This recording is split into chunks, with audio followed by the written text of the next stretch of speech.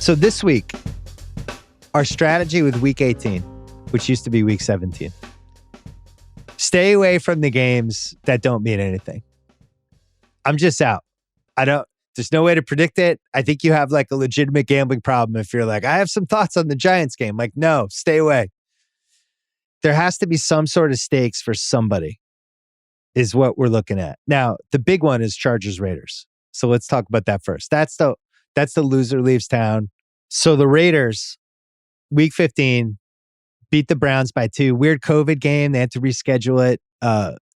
Came back in the last couple minutes, and I think we'd all kind of written them off. Then week 16, they beat Drew Lock in Denver 17-13. I made the mistake of wagering on this, thinking Javonte Williams, or did we bet on the Raiders? We won on that one.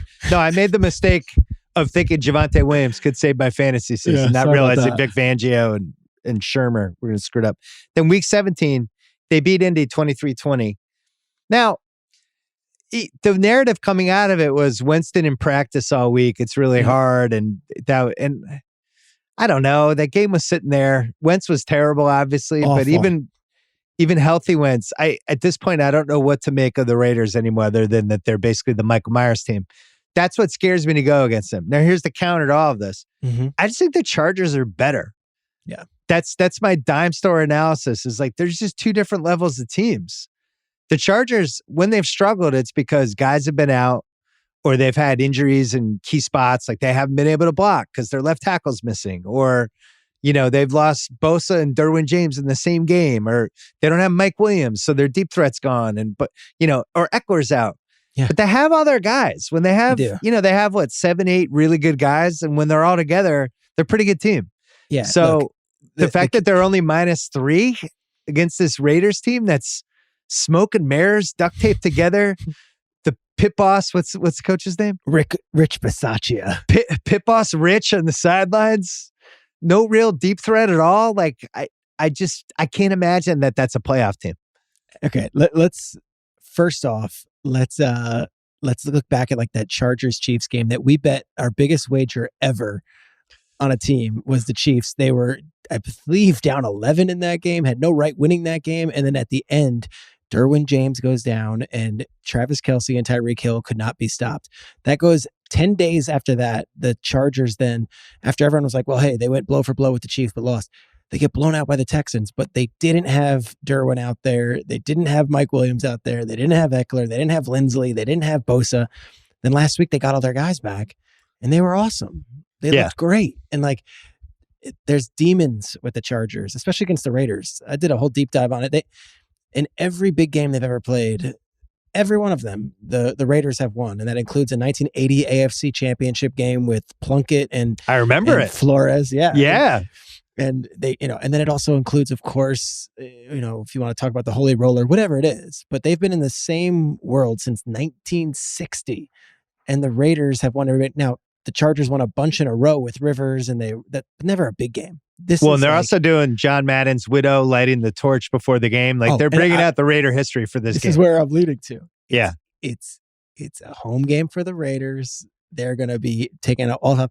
And Derek Carr, they went to the playoffs one time when he was on the team, but he got hurt in week 16 or week 14. And it was Connor Cook who was taking snaps against he's never played in a playoff game. Like if ever there was, hey, all eggs in this this coach, if they make the playoffs, this coach might have to be kept on. Like he might be the head coach next year. Pit Boss Rich? There's a chance they have the opportunity because they fired a coach in John Gruden. They're allowed to interview other coaches right now. If you notice, the Jaguars are interviewing other coaches because they fired Urban. The Raiders they haven't. They're like, we're still in the playoff hunt. We're not going to do that. We're not interviewing other coaches. So there's so much at stake here. And there's so much like nobody believes in us. Look at all we've overcome. Let's just get one more win. Let's do it for Derek. They love Derek Carr there. All that stuff. And the Chargers, it's kind of like, to me, better team, but also like, if we don't do it this year, maybe we make it next year. Oh, no, that's alarming. What do you think? I just think the Chargers are better. And I think one of the things with the Raiders, we've seen how many times Carr just get discombobulated if you can actually pass rush him. Not this year. But it did happen earlier this year. Remember? And I think wasn't it the Chargers? Wasn't it Bosa? It was. And who was all over the place and made the and comments after. So there's that piece of it too. He says he folds when you hit him. I'm like, all right. Yeah. So you got that element too. But yeah, it's the movement has been on the Chargers all week. So the thing I was thinking was I like the Chargers, but the -3 worries me because of their history with kicks. Yes. Where I could see betting them -3, but they win by 2 or by 1. So I was thinking money line. I don't think you could talk me into the Raiders. I think we're now in like official. It's not week 4. It's not week 8. We're now in official balls to the wall. Better team wins. Yeah. This is now a playoff situation. And that's usually when teams like the Raiders kind of start falling off. What do you make of Hunter Renfrow in a big game? Terrified of him. Terrified. Yeah. Terrified. Perhaps like one of the best stories in football this year. 97 catches. He's 4 away from breaking the Raiders franchise record.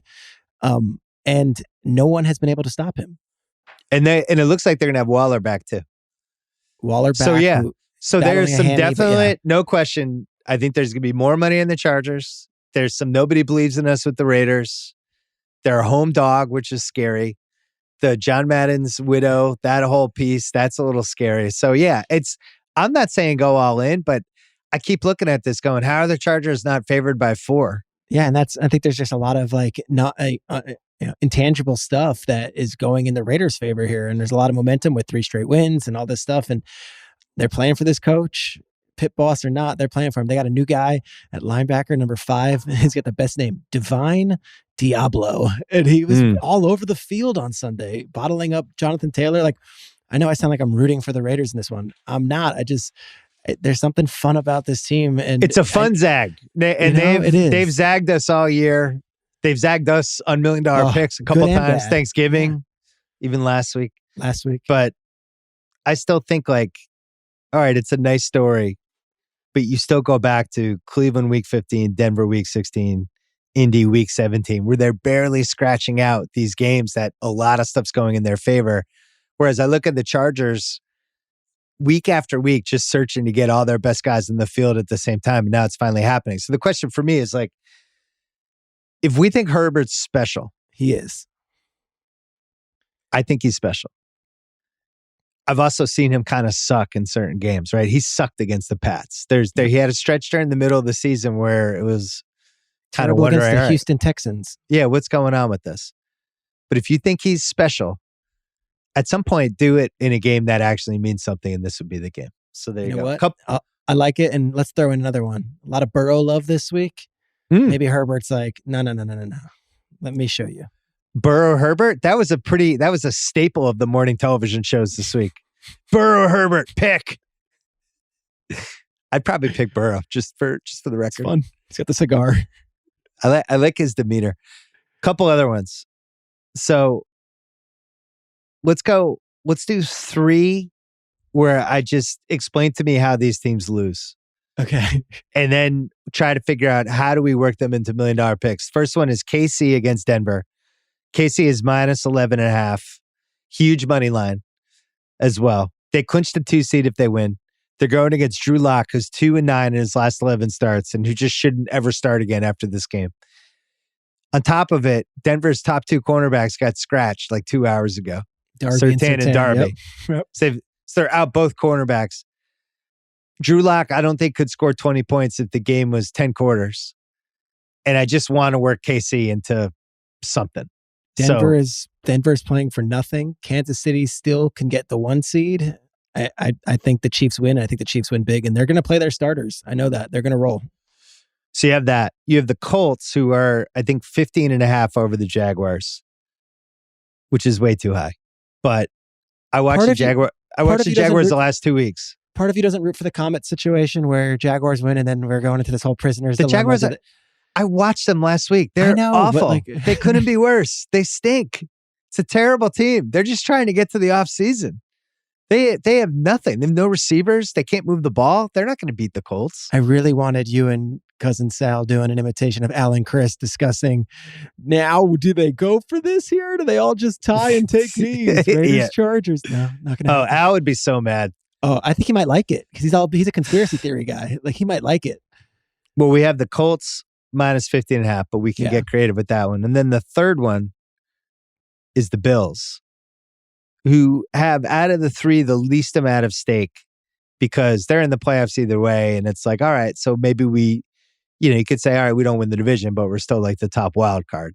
There's stakes, but it's not like massive stakes. They're playing the Jets, who've been undecidedly frisky over the last couple of weeks.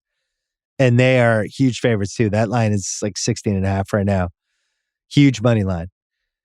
Now, FanDuel has alternate spreads, which we've been enjoying on $1 Million Picks the last couple of weeks. We can take the Colts down to -2.5. That's -800. That's good. We could take the Bills down to -2.5. That's -800. And we could take the Chiefs down to -2.5 at -470. And if you put those three together, you can start messing with fourth games. Like you can put them with the Pats at -1.5. They're -250 alternate line. The four of those together would be +114. So there's things we can do. And this goes back to my basic question. My only question is there any way the Colts, Chiefs, and Bills don't win by 3? My only question to you is, we watched both of us in our big teas last week with all those winners. We had the Buccaneers, and the Jets were, I guess frisky is the word we use, but like the Jets were fucking good last week. Like they were good. And there's a ton of like, I'm in New York and everyone's down on the Giants and blow the whole thing up. And this is Joe Judge does an 11-minute. Everyone is like, skipping and whistling in the streets over the Jets after losing to the Buccaneers, but they played really good football the last few weeks. Do the Jets finish the season by like, and it's that team that next year everyone's like, Jets could be a sleeper. They finished the season good. Like, did they beat the Bills this week and just say, hey, look, we're going into the next season. Look, we did. We have to include the Jets. They're the only team that scares me there. I'm with you. I agree with you. The Jets are +16.5. They're +730 to win the game outright. And there is a scenario, it's stupid, but as that game goes along, if Cincy tanks the Browns game, which is KC wins on Saturday. Yep. Cincy and Cleveland is happening same time, Jets, Bills. Brandon Allen versus Case Keenum, I believe. By around the third quarter, the Browns could be up like 20-6 over the Bengals. And if the Bills see that, they'll know they're locked into the 3 seed because the Bengals will have lost if they just win. Mm-hmm. They'll also know that they can't. Basically, there's some scoreboard watching where they could actually turn it on if they realize they could get the 3 seed. Or if the Bengals are somehow winning, they realize they're stuck in the 4 seed anyway. Maybe they scale back. I don't know how to play that from a gambling standpoint. Me neither. I know that the Jets are balls to the wall right now, and they didn't pack it in. A lot of teams have. Michael Taylor playing this week? Carter? Michael Carter? Michael Taylor. My dad. Michael Carter, is he playing this week? Because he got a concussion during that Bucs game. As of now, I don't know. It's Thursday. Okay. I think he might. Yeah, I don't know. I'd be lying if I said I had an idea. Okay.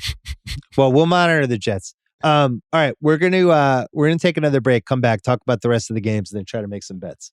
All right, a couple more games. Rams, Niners. Rams are -4, and we could get a little ambitious with the money line. I want to take the Rams this week, despite how Stafford's been playing. I actually think the way Stafford's been playing could actually help the Rams this week, because this could be let's prove that Stafford is actually good at football, plus the cup piece of it. The Niners, it looks like they're going to play Jimmy G if he can throw the ball, because the Trey Lance thing is terrifying. No, everything I've heard is Thursday is that like they're both taking snaps, but I don't know. Jimmy has a small hand physically as it is, and apparently it's like he can barely grab the ball. So they're playing it close to the vest and they're playing it coy, but I would imagine Trey Lance is going to be playing most of that game. I would think. Which makes me want to bet the Rams. There's a scenario where the Niners get bounced. The Niners were looking like a sexy sleeper pick. And now it's like if the Saints beat the Falcons and the Niners lose to the Rams, they're gone. Wondering what the hell happened, where they had this moment where it just seemed like everything was lining up for them to be this stealth sleeper heading into January. Now it's like, okay, we're not even in the playoffs. Did you guys end up, I know you and Cousin Sal were talking at 16-1. We did. Did you? 17-1, yeah. We have a little. We did a slight dusting. Yeah. On that one. So Rams -4, Rams -215 for the money line. So mark that one down. And then we have a bunch of underdogs that we like, or that we're intrigued by. One is the Lions +152 against the Packers. No Rodgers. Green Bay packing it in. Dan Campbell, one of the best rebuilding seasons for getting a top 5 draft pick while also actually like building some optimism. Pretty impressive. Unbelievable. They have 2 wins and 1 tie, and it feels like they finished the season 10-7. Somehow we've had them in underdog parlay like 7 times and they've won twice. So maybe it's a bad strategy. But yeah, they're 3.5-point underdogs and they're plus 152. So we're looking at them. Falcons against the Saints, plus 164. The Falcons trying to finish 8-9. They were good last week against the Bills, and it came down to a couple of plays. They really like went toe to toe with them.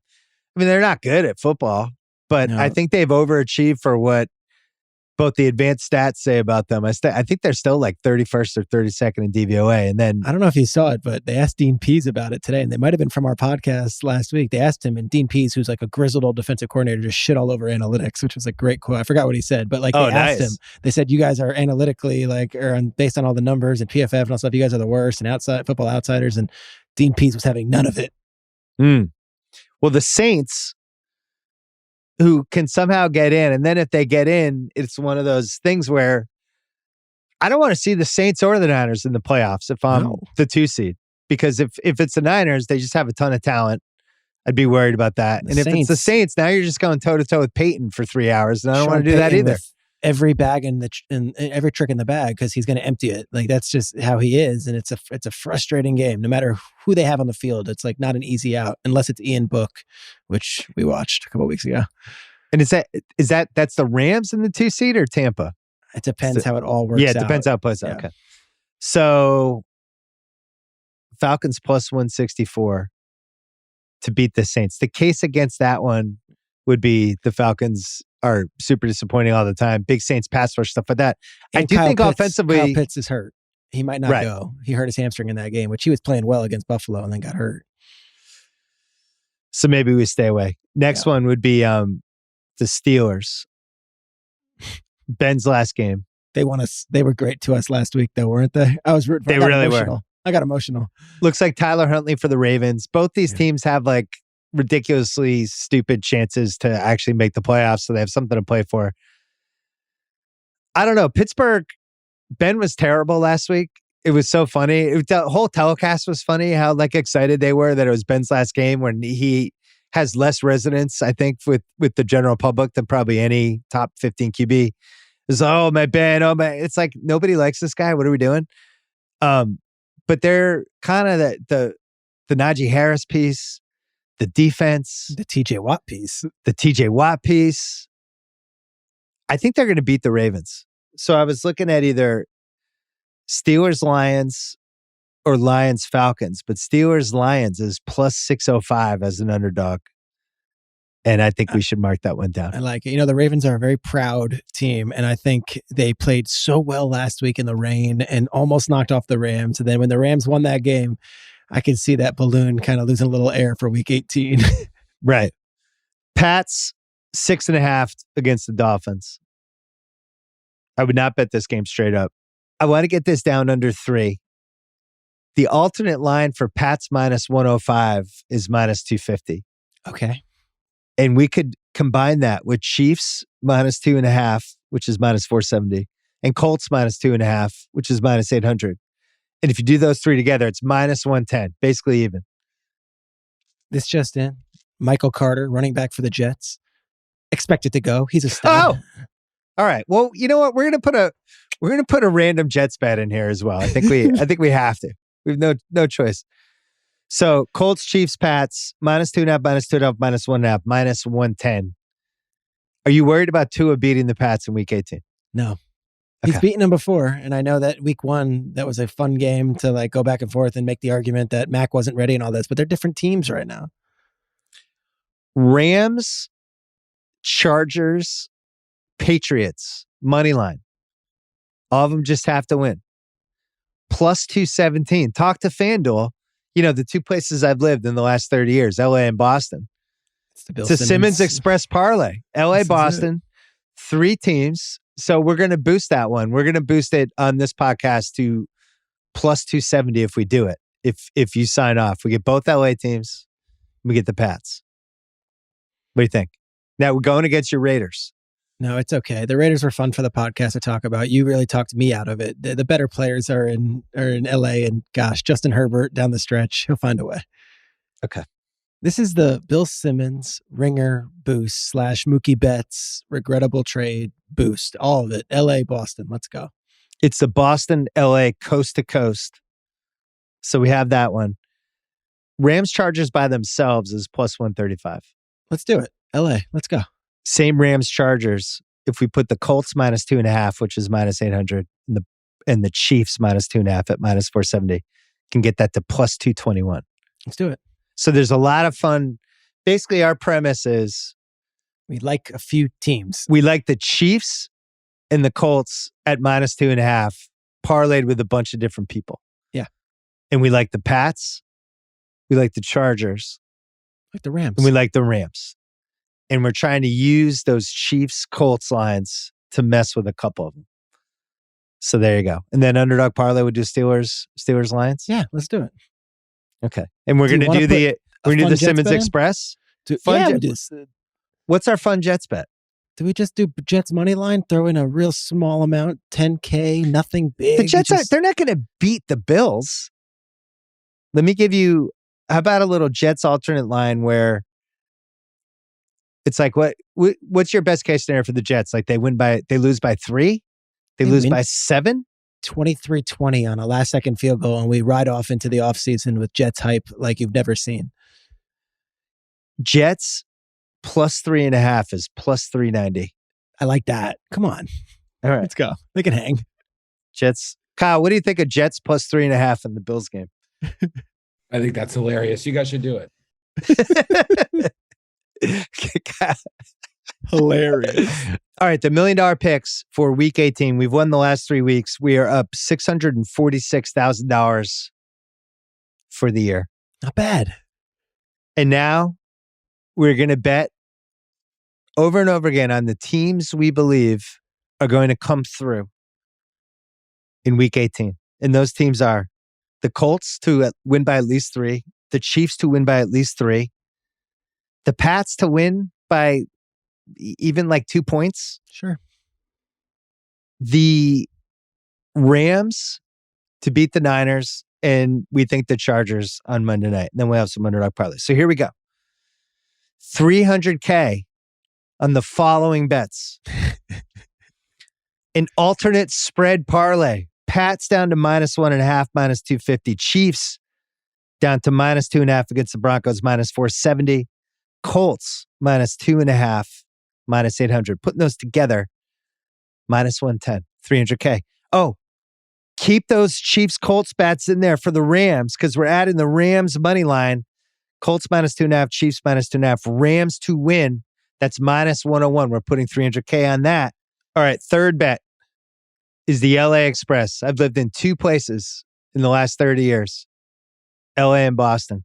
We're going to combine the Pats to win, the Rams to win, and the Chargers to win. It's plus 217.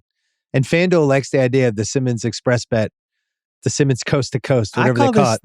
The Jimmy Kimmel sends an email and says, "Hey, Bill, come work for me. Yeah, I'll get Jimmy to bet on this." This is the Jimmy bet. Pats and the 2 LA teams, plus 217. We're going to boost that to plus 260 for this podcast. FanDuel is going to boost it as well. We'll know on Saturday what the official boost is, but they're going to boost this because who knows? Somebody could get scratched. They're going to boost it. Before we do so, we just want to pay homage to why we're scared of the Chargers and why it looks too easy. Home underdogs, the Raiders, the super obvious team, the Chargers. Everybody, money's moved toward the Chargers. There are all these signs. Stay away, stay away, stay away. Nobody believes in us for the Raiders. What else? Yeah, I mean, you've got the Madden factor where this is going to be their first home game since the passing of Madden. They're going to have his widow out there lighting the torch. And historically, the Raiders have just owned the Chargers in big games. AFC Championship game in 1980, the Holy Roller game, countless other ones where the Raiders just have had big game moments over the Chargers. And Derek Carr, they want to win for him.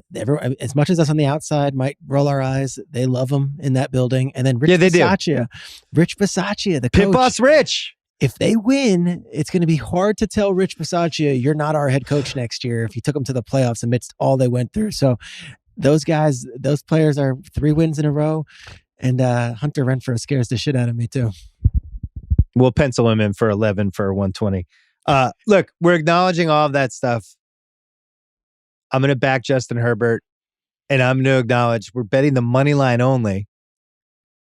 And the reason we're doing that is because Chargers, weird field goal kicking situation always. There's a scenario where the Chargers win the game but don't cover, and everybody who bets on the Chargers loses, even though they were right. Not us. So anyway, yeah, not us. So we're boosting that up to plus 260, and we're going to put 250 on that. And then last but not least, Rams, Chargers, both to win. Colts, Chiefs, both to cover minus 2.5 spreads. That is plus 221. And we're going to put 250K on that as well. Okay, we're all in. We're all in. We have a lot of balls in the air. On top of that, underdog parlay of the week, Steelers, Lions, plus 605, 33K on that one. Ben's last game. Detroit getting one more in the books. And then finally, last but not least, the Jets. Alternate line parlay. Both of us, we wanted to put Buffalo in all these different parlays. Something's scaring us about it. The Jets looking frisky the last couple weeks. Who knows what Buffalo is even playing for? You got the Chiefs.